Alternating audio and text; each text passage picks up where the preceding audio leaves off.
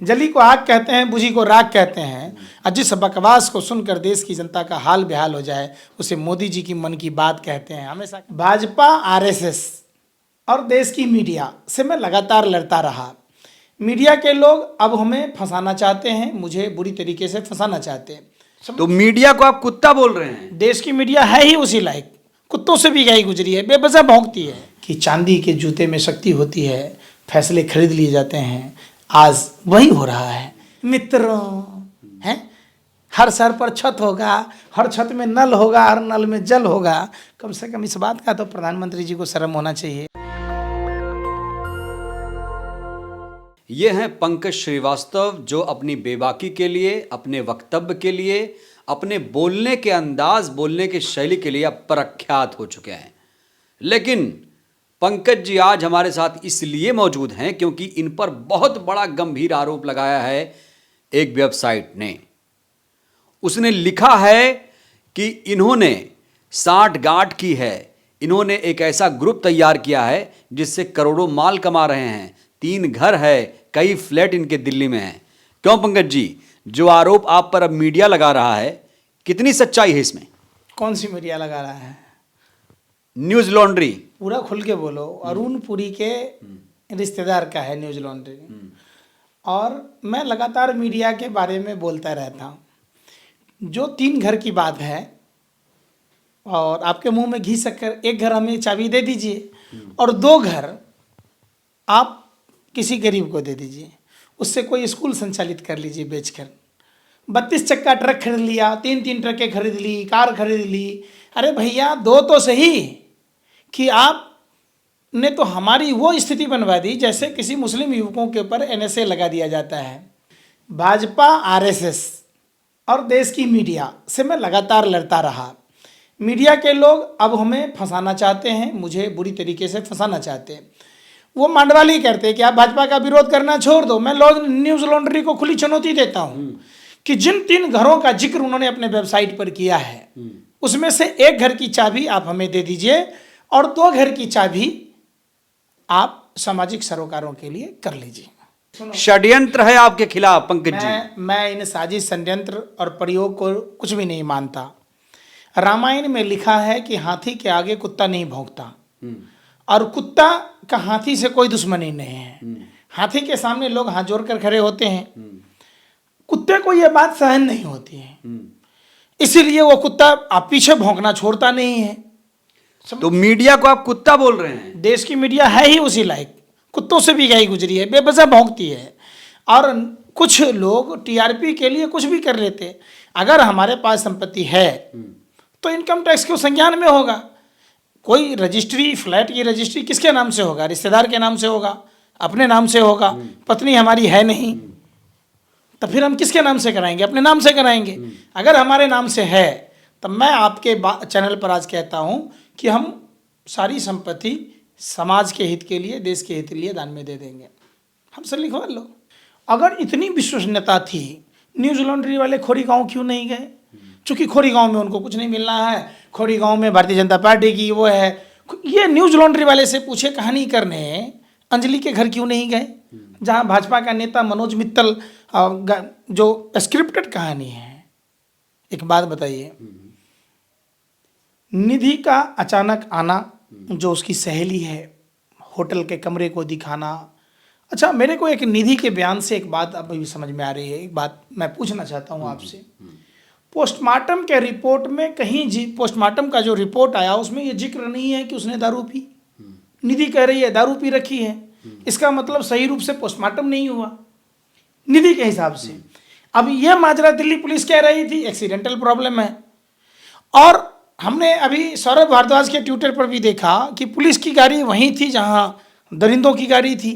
तो दिल्ली पुलिस कर क्या रही थी? 12 किलोमीटर वो गाड़ियां घसीटती रही, और गाड़ी में 40 से 50 किलो वजन का अगर शरीर फंसता है तो गाड़ी का साउंड का प्रॉब्लम आपको भी पता है। गाड़ी वो निधि चला रही थी, तो ये अंजलि कैसे फंस गई? ये बहुत बड़ा मिस्ट्री है। कांग्रेस को कितना सक्षम मानते हैं? देखिए, देश में अभी क्या है कि हर स्टेट में पॉलिटिकल पार्टियां खड़ी हैं। उन पॉलिटिकल पार्टियों को एक मंच पर आना होगा। अगर ये पॉलिटिकल पार्टियां अपने महत्वाकांक्षा को छोड़कर अगर एक पार्टियों के साथ नहीं आती है समानांतर, तो उसमें देश के गरीब गुरुओं का नुकसान होगा। भारतीय जनता पार्टी को हराने के लिए देश की तमाम पॉलिटिकल पार्टियों को अपनी महत्वाकांक्षा को दरकिनार करते हुए, दलगत भावनाओं को छोड़ते हुए एक पार्टी को सपोर्ट करना होगा। और राष्ट्र स्तर पर अगर आप पार्टी देखेंगे तो कांग्रेस के अलावा दूसरा कोई विकल्प नहीं बचता है। आज जितने भी आप भाजपा के कुकर्म को देखेंगे तो वो देश विरोधी कुकर्म है। देश की संपत्तियों को बेचना मेरी नज़र में देश विरोधी है। देश में जाति और धर्म की बात करना और उसके आधार पर किसी को प्रताड़ित करना, ये देशद्रोही। मैंने खोरी गांव भी देखा था। खोरी गांव में मैं सबसे पहले गया था। क्या था खोरी गांव? आज भी दिल्ली के कई इलाकों में पर्ची सिस्टम है। जो गरीब मजदूर, रेहड़ी वाले, पटरी वाले, चौका बर्तन करने वाले, जो सफाई करने वाले, जो बाहर के प्रदेशों से आए हैं, वो जैसे तैसे तो ज़मीन खरीद लेते हैं। उनको ही अपना मकान के लालसा में वो ये नहीं समझ पाते कि एक मजदूर को आप अगर कहेंगे रजिस्ट्री पेपर क्या है, पावर अटर्नी क्या है, उनको नहीं पता। आज दिल्ली में है ये बात, कल आप उनको खाली करा दीजिएगा। क्या हुआ खोरी गांव में? खोरी गांव में भारतीय जनता पार्टी के उम्मीदवार को विधानसभा चुनाव में वोट न देना। खोरी गांव के 11 राज्यों के लोग वहां रहते थे। खोरी गांव उजाड़ दी गई। क्या खोरी गांव आज ही बसी थी? क्या खोरी गांव के लोगों के बारे में नहीं सोचना था? तो क्या हल्द्वानी की आग और भी राज्यों में फैलेगी? निश्चित तौर पर अगर हम सब एक नहीं हुए, भारतीय जनता पार्टी कसाई है और हम सब उस मुर्गे की दुकान की तरह मुर्गा हैं। एक मुर्गा निकालता है, जिस मुर्गे को निकालता वही मुर्गा फरफराता है। अगर हम सब ने खोरी गांव में मदद की होती तो हल्द्वानी जैसी दूसरी घटना न होती। और ये टीवी चैनल वाले ये क्या चलाते हैं? जमीन जिहाद। अरे भैया, दुर्गा माता का मंदिर जमीन जिहाद में बना था? आप बताओ, शिव गोपाल का मंदिर क्या जमीन जिहाद में बना था? इंटर स्तरीय स्कूल क्या जमीन जिहाद में बना था? क्या यह प्राथमिक विद्यालय जमीन जिहाद में बना था? क्या पानी की टंकी? ये जो इंफ्रास्ट्रक्चर का काम होता है तो सरकार के तमाम अधिकारी उसमें शामिल होते हैं। सारा माजरा भारतीय जनता पार्टी कोर्ट के मार्फत से जजों को हाईजैक कर लेती है।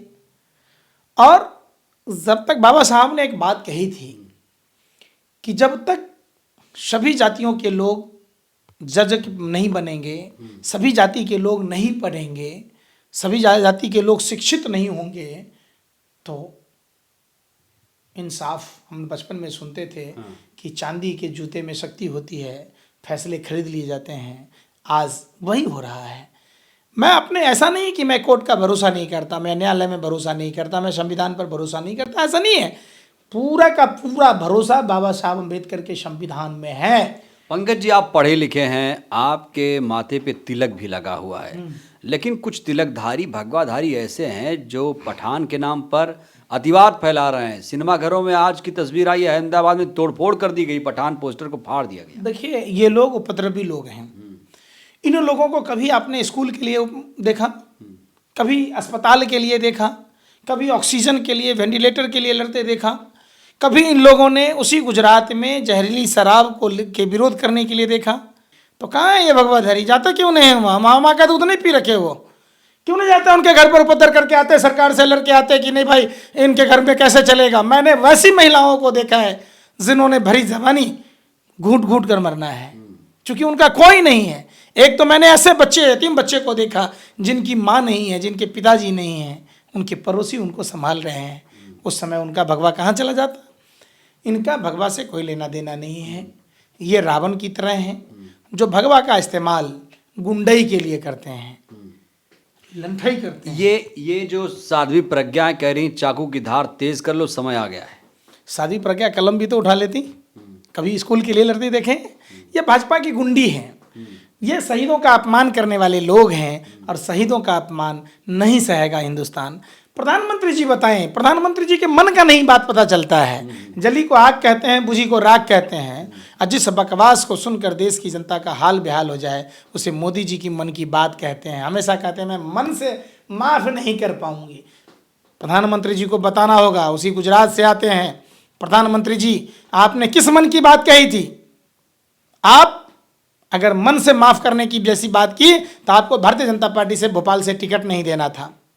आपको उस सांसद बने रहने के बाद आप उनसे इस्तीफा दिलवाते भारतीय जनता पार्टी से। अगर आपकी नहीं चलती आप भी इस्तीफा दे देते। आप मन से माफ नहीं करेंगे। राष्ट्रपिता के विरोधी लोग हैं ये, नाथूराम गोडसे के मानने वाले लोग हैं। आप इनकी बात न क्या करें, ये भाजपा की गुंडी हैं। गोरे अंग्रेज, दिग्विजय नाथ और नाथूराम गोडसे का इसमें क्या कनेक्शन है कि उसी पिस्टल से राष्ट्रपिता महात्मा गांधी की हत्या क्यों हुई? और नाथूराम गोडसे की पूजा भारतीय जनता पार्टी के लोग क्यों करते हैं? ये लोग भारतीय जनता पार्टी के किसी भी नेता से नाथूराम गोडसे मुर्दाबाद कहवा के दिखा दो। नाथूराम गोडसे आतंकवादी है, कहलवा दो। देश का पहला आतंकवादी नाथूराम गोडसे, जिसने गोरे अंग्रेजों का पिस्टल जो गोरखपुर के मठ को मिला था वो वहां से चोरी हो जाता है, काल्पनिक एक तरह से 3 दिन बाद ही चोरी हो गया, और वो नाथूराम गोडसे के पास आ जाता है और उससे राष्ट्रपिता महात्मा गांधी की हत्या होती है। एक बहुत बड़ा विषय है। नहीं तो ये क्या थ्योरी है? सुनिए ना, ये जो बागेश्वर धाम का धीरेन्द्र शास्त्री है वो कहता है मैं सनातनी हूँ, आप कहते हैं मैं सनातनी हूँ, तो कैसे माने कोई आप सनातनी सही है, आप सच्चे हैं, वो गलत है? कि सनातन परंपरा 84 लाख योनियों के भरण पोषण की बात कहता है। पेड़ कैसे जिंदा होगा, इसलिए हम पेड़ में जल चलाते हैं। मछली, जल के जीव कैसे खाएंगे, इसलिए मछलियों को दाना डालते हैं। वायु के जीव कैसे जिंदा होगा, इसलिए हम पक्षियों को दाना डालते हैं। गाय कैसे जिंदा होगी, इसलिए गाय की पूजा करते हैं। समझिए बात को। कुत्ते की पूजा होती है। तो आप सोचिए, हमारे धर्म में ऐसी चीजें हैं। हमारे धर्म में ये नहीं है बोलो जय श्री राम, नहीं तो हम तुम्हारा गला काट लेंगे, तुम्हारी दुकान लूट लेंगे। हमारे धर्म में सीताराम, गौरी शंकर, लक्ष्मी गणेश ऐसा बोला जाता है। क्यों? समारोह तो बात यहीं फंस जाती है कि ये किस तरह की राष्ट्रवाद, किस तरह का एक समाज की रचना हो रही है, कौन सा देश बनाना चाहते हैं, कौन से सनातनी हैं ये लोग? ये सनातनी नहीं है। ये अगर रावण अपने पारंपरिक वेशभूषा में जाता तो क्या माँ सीता का अपहरण कर पाता? नहीं। रावण को माँ सीता का अपहरण करने के लिए भगवे का सहारा लेना पड़ा। भगवा पहन के गया। एक और माँ सीता को दिग्भ्रमित करना पड़ा। एक और तिलकधारी है, उसने कहा शाहरुख खान को जिंदा जला दूंगा मिल जाए तो। अब देखिए हमारे धर्म में इस तरीके की बातें नहीं हैं। और ये जो लोग कहते हैं वो लोग गुंडई करते हैं। सबसे पहले तो इनकी पृष्ठभूमि को खंगाली जानी चाहिए और धर्म को बदनाम करने से रोकना चाहिए। हमारे धर्म में रोकेगा कौन? हम जैसे, आप जैसे लोग रोकेंगे। हम रोकने की तो बात कह रहे हैं। हमारी जो सनातन परंपरा है इसमें भलाई के लिए कहा गया है, और ऐसा कोई धर्म नहीं है जिस धर्म में अधिकार और कर्तव्य ना दिए गए हों। संविधान में भी दिए गए हैं। जी जी। आप इस्लाम धर्म के मानने वाले हैं तो आप इस्लाम धर्म में जो आपके लिए अधिकार और कर्तव्य निर्धारण है, जिसको आप आयत कहते हैं, आप उसको फॉलो कीजिए, तभी शरीयत कबूल होगी। हमारे धर्म में भी उसी तरीके से अधिकार और कर्तव्य हैं। क्या हमारा काम क्या है? भूखे को खाना खिलाना, प्यासे को पानी पिलाना, बीमार का इलाज करना, इलाज की सेवा भगत करनी, यही तो धर्म है। और भारतीय जनता पार्टी की सरकार कोई आज तो बनी नहीं वहाँ, इससे पहले भी सरकारें थी, कई कई मुख्यमंत्री चेंज हुआ। भगत सिंह कोश्यारी जैसे लोग थे वहाँ पर, निशंक जैसे थे। ये कोई मसला नहीं है कि वहाँ के लोग, अगर वहाँ की बहुतायत आबादी, एक बात बताइए, ये देश में जिहाद जिहाद कह रहे हैं, जिन 50,000 आवाम की बात हो रही है उसमें 5,000 तो हिंदू जरूर होगा वहाँ, 10,000 तो क्या वो भी जिहाद है? आप बताइए। बलि का बकरा, मानवता की बात थी। एक बात बताइए। नहीं, मैं एक चीज पूछ रहा हूँ, वहाँ स्कूल कॉलेज कैसे बने? वहाँ लोगों को जमीने पर पट्टा किसने दिया? वहाँ लोगों को ये राजस्व की वसूली किसने किया? नगर निगम ने कैसे वसूली की? वहाँ सीवरेज के, वहाँ थाना क्यों बना? वोटर आईडी किसने बनाया? वोटर आईडी कौन बनाया? आधार कार्ड किसने बनाई? बैंक बिजली के तार किसने लगवाए? बैंक की स्थापना किसने कराई? क्या हमारे देश में सारे अफसर ऐसे ही हैं जिनको ये भी नहीं पता है? और रेलवे की ज़मीनें नहीं थी। मैंने रेलवे से हमारा भी पुराना नाता है। हमारे परिवार के बहुत सारे लोग हैं। रेलवे की जो ज़मीनें होती हैं तो पत्थर का इतने बड़े बड़े टुकड़े करे होते हैं, उसमें कोबरा वायर भी लगा होता है और उस पर अगर नॉर्दर्न रेलवे का है तो एनआर लिखा रहेगा, अगर जो रेलवे का रहेगा उस पर एक जमीन लिखा रहता है। रेलवे की ज़मीन नहीं है। और पूर्ववर्ती सरकार वहाँ हलफनामा दायर की थी। दूसरी बात मैं बता रहा हूँ, ये सरकार उत्तराखंड में तो डबल इंजन की सरकार है। एक अध्यादेश जैसा कि उत्तराखंड सरकार ने कई बार ला चुकी है, अध्यादेश लाना है, कोर्ट के फैसले को पलट देना है। केंद्र में मोदी सरकार भी ऑर्डिनेंस लाया था, दीपक मिश्रा के खिलाफ भी लाया था, कई ऐसे किसी कानून पर भी लाया था। राज्यसभा लोकसभा में एक बिल पास करना है। अब मानवता के नाम पर प्रधानमंत्री जो जुमला बोले थे, भाइयों बहनों मित्रों, हैं, हर सर पर छत होगा, हर छत में नल होगा, हर नल में जल होगा, कम से कम इस बात का तो प्रधानमंत्री जी को शर्म होना चाहिए। तो नहीं मिला पक्का मकान, जो है उसको छीना जा रहा है और दिखाया क्या जा रहा है कि वहाँ कोई पक्का मकान है ही नहीं, ये तो जिहाद चल रहा है। अरे भैया, 4 पूरी पीढ़ी से वहाँ पर है। मैंने वैसे लोगों को आंसू बहाते देखा है जिनके दादा का मकान था, दादा के नाम पर बिजली बिल लगी हुई है, एक ही मकान का आउट हुआ है। सरकारी आंकड़ों में 4365 घर ही रजिस्टर्ड हैं, जबकि आज की हालात 50,000 घर की है। सरकारी आंकड़ों में 50,000 नागरिक की बात होती है, वहाँ पर 1 लाख से 1.25 लाख आबादी प्रभावित है। पहले 29 एकड़ जमीन की बात हो रही थी, बढ़ा के 78 एकड़ कर दी गई, 82 एकड़ कर दिया गया, अब 120 करने जा रही है। आपके ऊपर गंभीर आरोप है, क्या आप न्यूज़ लॉन्ड्री के खिलाफ कोई मानहानि का, डिफेमेशन का केस करेंगे? आपकी छवि का सवाल है। उसका मान सम्मान है ही नहीं है तो क्या हानि करेंगे? नहीं है मान सम्मान, ये लोग बिके हुए लोग आपका तो मान है ना। हमें कोई फर्क नहीं पड़ता, जनता भगवान है और जनता भगवान है। देखिए कल ही हमारे वहाँ पर जितना स्वागत हुआ एक नेता मंत्री से ज़्यादा, मैं कोई नेता का बेटा नहीं हूँ भाई, मैं अभिनेता नहीं हूँ, लेकिन जो दिल से जुड़ाव जनता जनार्दन भगवान के साथ है हमारा भगवान हमें जानता है। मुझे किसी पद की लालसा नहीं, मुझे कभी चुनाव लड़ने की लालसा नहीं, मैं तो यूं ही सरकारी सिस्टम के खिलाफ, उनके कुकर्मों के खिलाफ। और और आपके खिलाफ कोई खबर छाप देगा तब क्या करेंगे? अच्छी बात है, पब्लिक को जानकारी होना चाहिए, पब्लिक सवाल पूछेगी उनसे। पॉपुलैरिटी बढ़ती रही आपकी। तो एक बात बताओ, मेरी तो औकात है नहीं ना, मैं कहाँ से बैनर पोस्टर लगाऊंगा? मैं तो 2 वक्त जाकर 2 वक्त की रोटी खा लूँ, लोगों के साथ कंधे से कंधा मिला लूँ, यही है। भगवान इनको मुबारकबाद मैं देता हूँ कि ये 10 बार हमारा इंटरव्यू इस तरीके से छापे, 3 मकान का नहीं 300 मकान का। हमारा जो जनता, जो भगवान जो हमको चाहते हैं वो जानते हैं हमारी कार्यशैली को। मैं बंगाल के चुनाव में भी था, पूरी बंगाल में आप जाके आप पता कर लो मैंने कहाँ कहाँ सभा की। तो खैर, ये पंकज श्रीवास्तव जी हैं जिन्होंने बड़े ही बेबाकी के साथ सारे सवालों का जवाब दिया। और देखिए, निचोड़ ये है कि न्यूज़ लॉन्ड्री ने जिस तरीके से इनकी छवि खराब करने की कोशिश की है, अब उसके खिलाफ ये डिफेमेशन का या मानहानि का केस भी नहीं करेंगे। ये चाहते हैं कि न्यूज़ लॉन्ड्री और भी इनके खिलाफ या पक्ष में कुछ भी करे, ये उसे तवज्जो नहीं देंगे। तो खैर, पंकज श्रीवास्तव जी की बातों को आपने सुना, अपनी प्रतिक्रिया ज़रूर दीजिएगा। शुक्रिया।